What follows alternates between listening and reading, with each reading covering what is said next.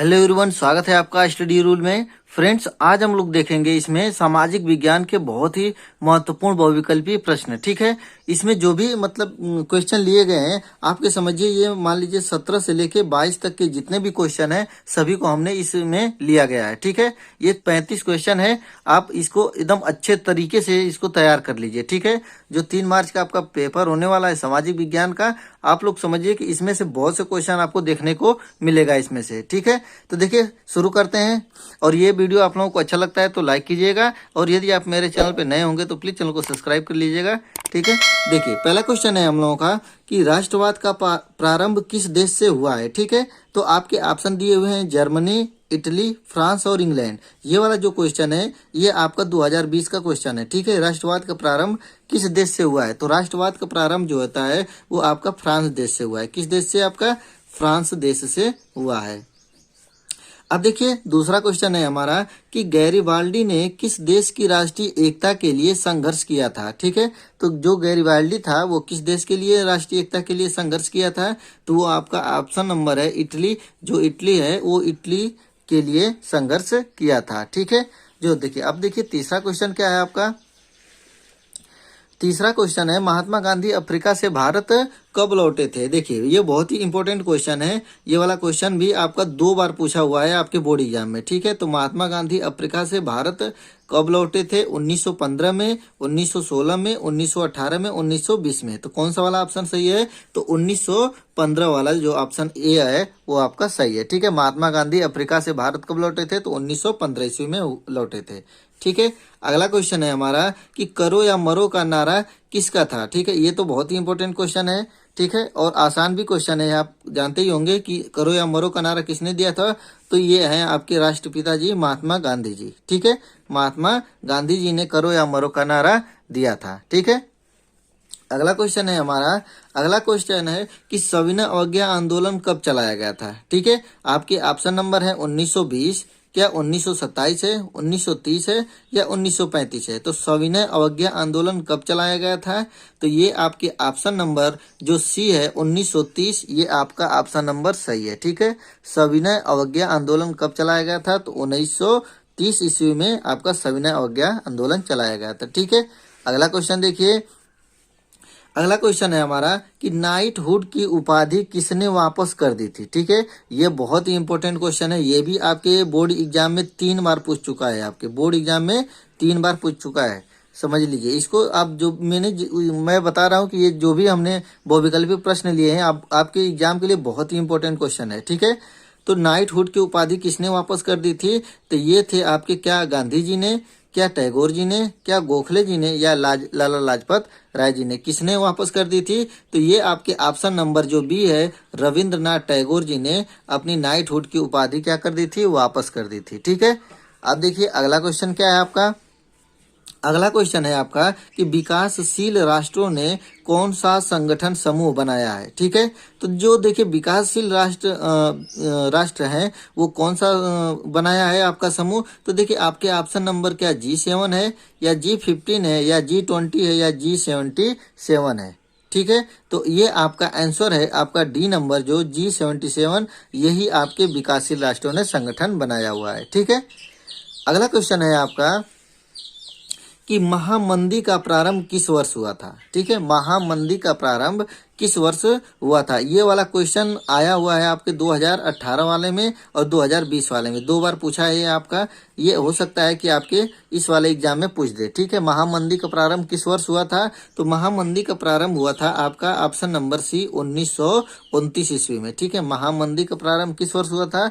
तो 1929 ईस्वी में। ठीक, अगला क्वेश्चन है आपका। अगला क्वेश्चन है क्या कि भूमि कैसी संसाधन है। ये तो सभी को पता होगा कि कौन सी संसाधन है भूमि। प्राकृतिक संसाधन है या मानव निर्मित है या सौर ऊर्जा से निर्मित है या नन ऑफ दिस, या इनमें से कोई नहीं। तो भूमि कैसी संसाधन है आपकी? आपका ऑप्शन नंबर क्या है? ए, प्राकृतिक संसाधन है। कैसी संसाधन है?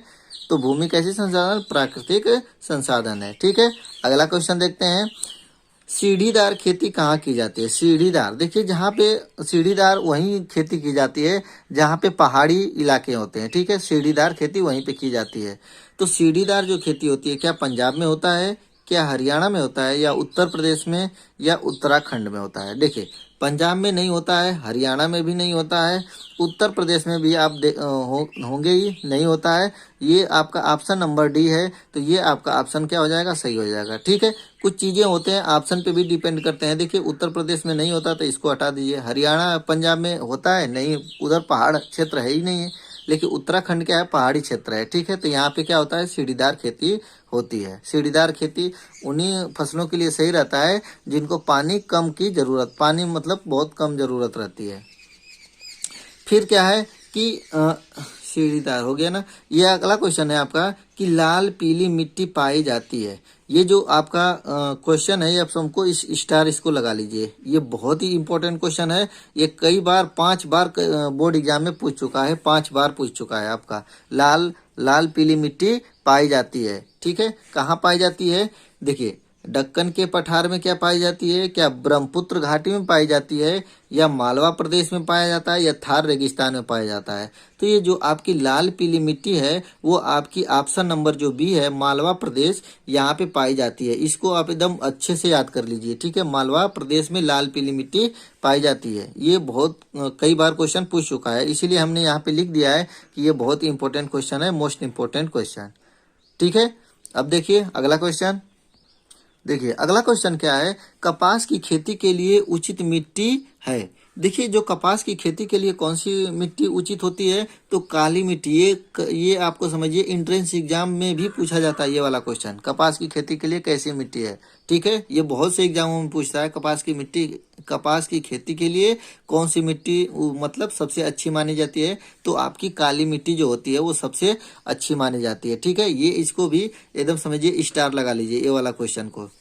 ठीक, देखिए अगला क्वेश्चन क्या है आपका कि किसे हरा सोना के नाम से जाना जाता है? ठीक है, देखिए हरा सोना, भूमि को क्या हरा सोना कहेंगे, क्या वन को कहेंगे, या जल को, या मानव को? किसको हरा सोना कहा जाएगा? तो देखिए, हरा भरा मतलब क्या होता है आपका? वन ही तो होता है। तो इसीलिए हम लोग इसका ऑप्शन नंबर ए जो हो जाएगा वन, वो क्या हो जाएगा? हरा सोना कहा जाता है वन को। ठीक है, देखिए अगला क्वेश्चन है कि भारत में सर्वाधिक वन क्षेत्र वाला राज्य कहाँ है? ठीक है, वन क्षेत्र मतलब सबसे ज्यादा जंगल कहाँ पाए जाते हैं भारत में? तो किस राज्य में है आपके? तो सबसे ज्यादा जो है आपका मध्य प्रदेश में पाया जाता है। ठीक है, मध्य प्रदेश में पाया जाता है।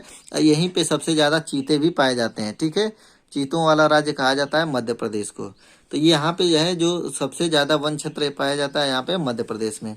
अगला क्वेश्चन देखते हैं कि सुंदरवन राष्ट्रीय पार्क किस राज्य में स्थित है? ठीक है, अब देखिए ऑप्शन है आपके असम में क्या पाया जाता है, पश्चिम बंगाल में, उड़ीसा में, मध्य प्रदेश में।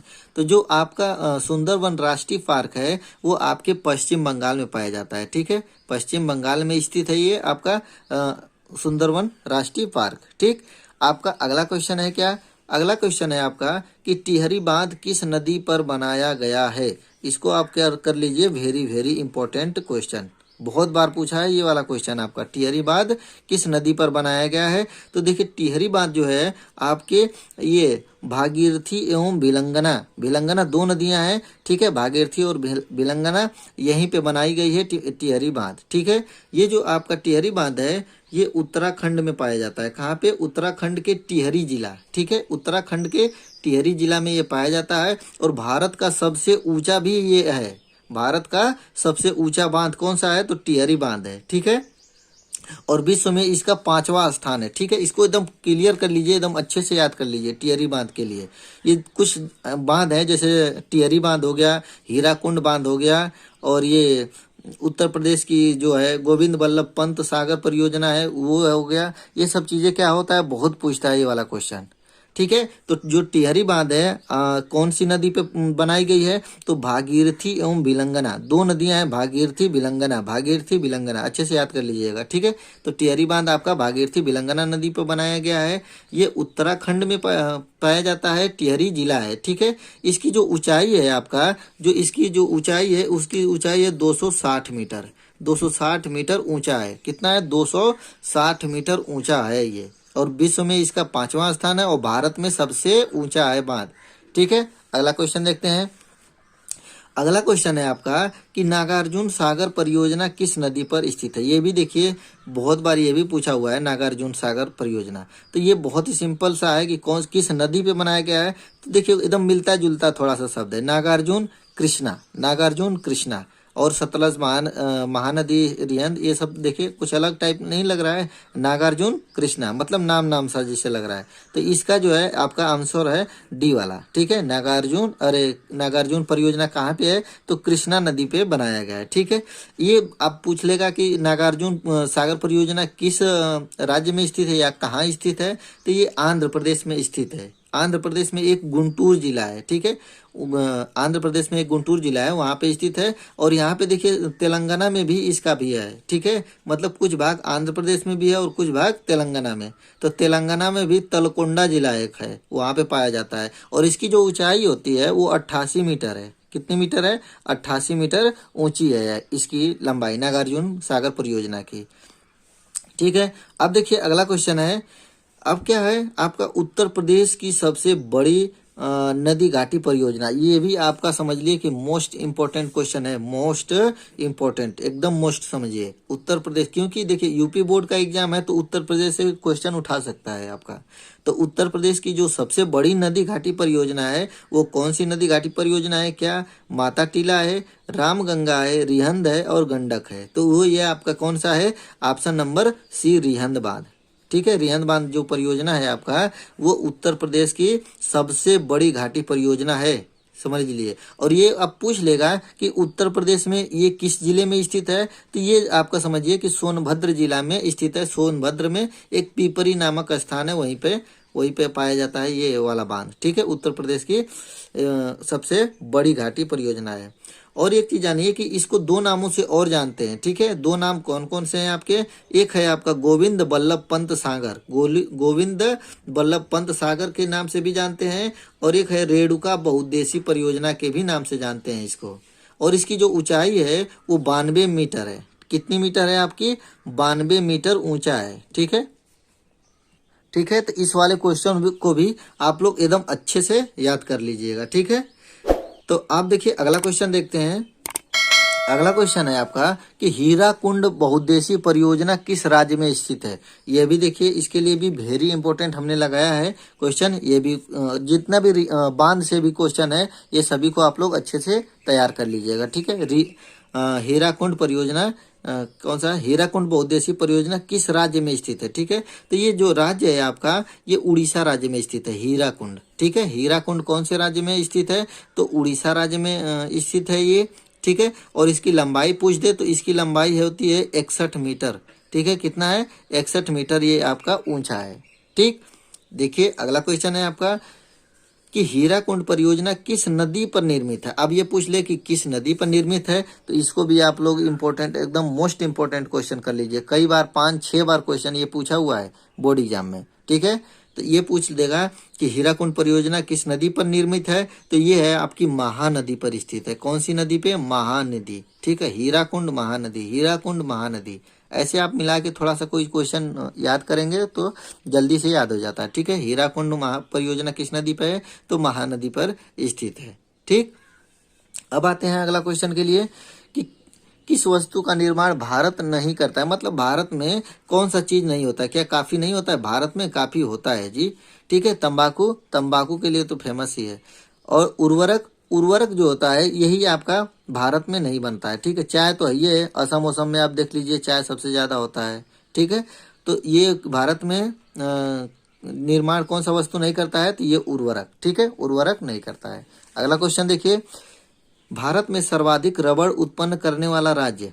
अब देखिए रबड़ की बात आ गई, तो रबड़ जो होता है, जो रबड़ की पेड़ होते हैं उसमें से जो दूध निकलता है उसी से रबड़ आपका बनता है, ठीक है। तो भारत में सर्वाधिक रबड़ उत्पन्न करने वाला राज्य जो है वो आपका केरल है। कौन सा है आपका, केरल राज्य, ठीक है। ऑप्शन नंबर बी क्या हो जाएगा आपका, करेक्ट हो जाएगा। तो भारत में सर्वाधिक रबड़ उत्पन्न करने वाला राज्य कौन सा हो गया, केरल, ठीक। अब देखिए अगला क्वेश्चन है आपका कि ऑपरेशन फ्लड संबंधित है। ये भी आप समझ लीजिए कि मोस्ट इंपोर्टेंट क्वेश्चन है। ये भी आप मोस्ट इंपोर्टेंट क्वेश्चन है। क्या ऑपरेशन फ्लड संबंधित है? किससे संबंधित है भाई? कि बाढ़ नियंत्रण से संबंधित है, सिंचाई से, दुग्ध उत्पादन से, या मत्स्य उत्पादन से। ठीक है, डी वाला ऑप्शन है आपका मत्स्य उत्पादन, मतलब मछली के उत्पादन से। तो जो ऑपरेशन फ्लड होता है वो किससे संबंधित होता है आपका? ये आपका दुग्ध उत्पादन से संबंधित होता है। किससे? दुग्ध उत्पादन से। ऑप्शन नंबर क्या हो जाएगा? सी आपका करेक्ट हो जाएगा। अगला क्वेश्चन देखते हैं कि तांबे का सर्वाधिक उत्पादन करने वाला राज्य है। जो देखिए तांबे का वो जो उत्पादन करने वाला सबसे राज्य क्या? उत्तराखंड है, राजस्थान है, मध्य प्रदेश है, या उत्तर प्रदेश है? तो कौन सा राज्य है आपका? तो ये जो आपका ऑप्शन नंबर सी है मध्य प्रदेश दिया है, तो ये आपका ऑप्शन नंबर सी क्या हो जाएगा? मध्य प्रदेश करेक्ट हो जाएगा। ठीक है, तांबे का सर्वाधिक उत्पादन करने वाला राज्य कौन सा है? तो मध्य प्रदेश है। ठीक, अगला क्वेश्चन देखते हैं। बॉक्साइट एस्क है, ये भी क्या है? मोस्ट इंपॉर्टेंट है। ये भी आपका एग्जाम में 4 बार पूछा हुआ है। ठीक है, बोर्ड एग्जाम में आपके 4 बार पूछा हुआ है। बॉक्साइट एस्क किसका है? मतलब बॉक्साइट जो है एस्क है वो किसका एस्क है? क्या शीशे का एस्क है? ठीक है, क्या तांबे का एस्क है, जस्ते का है, या एल्युमिनियम है? ठीक है, डी वाला ऑप्शन नंबर है एल्युमिनियम। तो कौन सा वाला ऑप्शन सही है आपका? तो जी एल्युमिनियम जो है यही हो जाएगा आपका एल्युमिनियम। ठीक है, जो बॉक्साइट होता है वो किसका एस्क है? वो एल्युमिनियम का एस्क होता है। देखिए अगला क्वेश्चन है आपका कि भारत में पवन ऊर्जा का विशाल केंद्र कहाँ स्थित है? ठीक है, तो जो पवन ऊर्जा है आपका वो पवन ऊर्जा आपके उत्तराखंड में ये वाला स्थित है। ठीक है, विशाल केंद्र कहाँ स्थित है पवन ऊर्जा का? तो उत्तराखंड में स्थित है। ठीक है, पहाड़ी क्षेत्र है उत्तराखंड, वहाँ पे आपका पवन ऊर्जा का विशाल केंद्र स्थित है। अगला क्वेश्चन है आपका कि रानीगंज कोयले की खान स्थित है। ये भी आपका very very most important question है। ठीक है, इसको भी एकदम अच्छे से याद कर लीजिएगा। क्या है? रानीगंज कोयले की जो खान है वो कहाँ स्थित है? वो आपका क्या बिहार में स्थित है, पश्चिम बंगाल में है, झारखंड में है, उड़ीसा में है? तो देखिए आपका पाया जाने वाला तो पश्चिम बंगाल में भी कोयला पाया जाता है, झारखंड में भी पाया जाता है। तो आपको ये करना है कि जो ये रानीगंज है वो कोयला की खान वो कहाँ स्थित है? तो वो रानीगंज है आपका पश्चिम बंगाल में। ठीक है, ऑप्शन नंबर को जो बी है आपका सही हो जाएगा। ठीक है, रानीगंज कोयले की खान कहाँ स्थित है?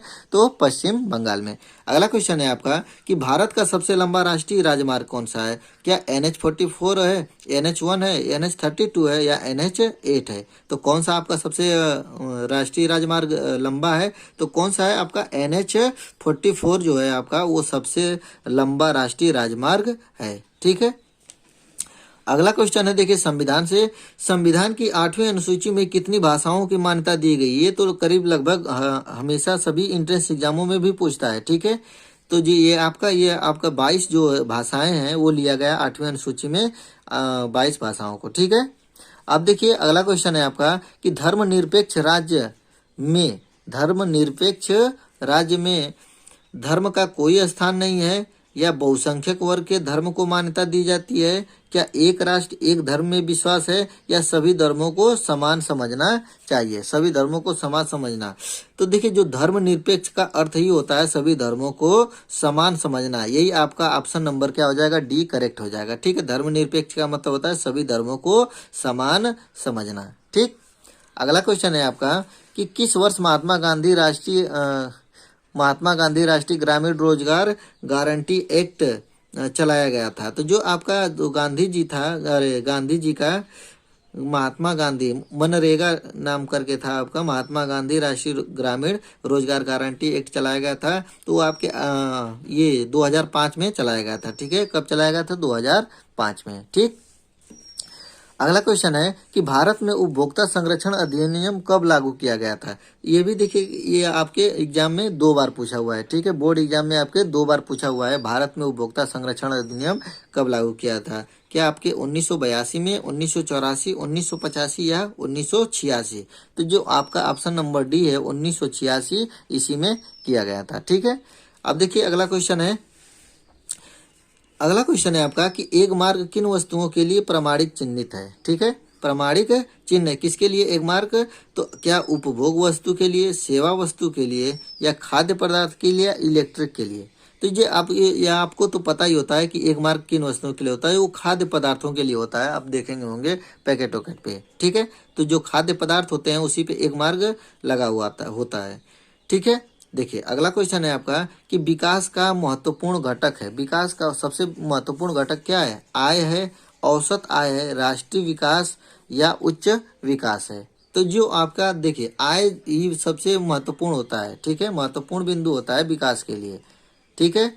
तो ये वाला ऑप्शन नंबर ए वाला आपका क्या हो जाएगा? करेक्ट हो जाएगा, ठीक। अगला क्वेश्चन है आपका, देखिए 20 मिनट में हमने सभी क्वेश्चनों को देख लिया। आपका करीब 35 क्वेश्चन हैं आपके, ठीक है। तो ये वीडियो अच्छा लगता है तो लाइक कर दीजिएगा एक बार, और चैनल पे नए होंगे तो चैनल को सब्सक्राइब कर लीजिएगा। देखिए अगला क्वेश्चन क्या है कि गांधी जी ने नमक सत्याग्रह कहाँ प्रारंभ किया था? तो ये वाला क्वेश्चन है आपके बोर्ड एग्जाम में 3 बार पूछा हुआ है। सिंपल भी ये क्वेश्चन है, ठीक है। गांधी जी ने नमक सत्याग्रह कहाँ प्रारंभ किया था? क्या पोरबंदर में, या दांडी में, या वर्धा में, या चंपारण में? तो ये आपका ऑप्शन नंबर जो बी है, दांडी में, यही आपका सत्याग्रह वहाँ पे किए थे, ठीक है, गांधी जी ने, ठीक है। अगला क्वेश्चन, अब अगला क्वेश्चन, ये 35 क्वेश्चन आपके हो गए, ठीक है। आपको ये वीडियो अच्छा लगता है तो लाइक कर दीजिएगा, और आप मेरे चैनल पर नए होंगे तो प्लीज़ चैनल को सब्सक्राइब कर लीजिएगा। मिलते हैं अगले वीडियो में, तब तक के लिए जय हिंद, जय भारत।